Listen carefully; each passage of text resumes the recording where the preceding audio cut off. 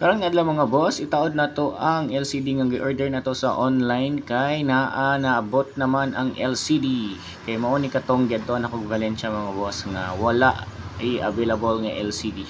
Kay kaning Samsung E03s mga boss niya is American phone. So lahi ang ihang flex sa LCD niya sa E03s diri sa atoa nga release. So since lahi man ang iyahang LCD, giordera na to siya LCD sa online. And then nabot naman mga bossing, so ato ning i-remove ang iyahang LCD nga old kay buak naman ni ato ning ilisan og LCD nga bag-o mga bossing. So ato sa ning panglimpyuhan iyang kilid-kilid.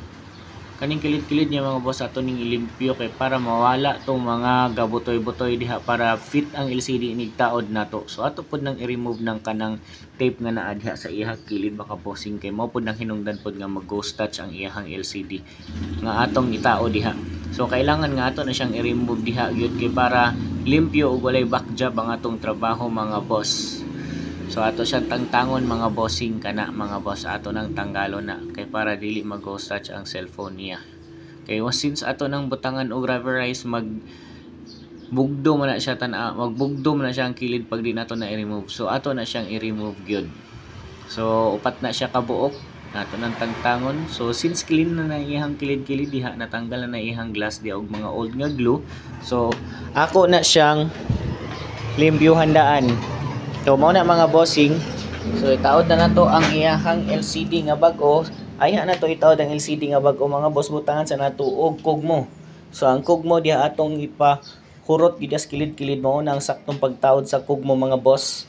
Kay para inigtaod sa LCD gwapo kay pagkataod nga mura ra gihapog bag-o nga cellphone ug mura ra wala na ilisan og LCD ang iyang cellphone mga bossing. So muna ni iyang LCD karon.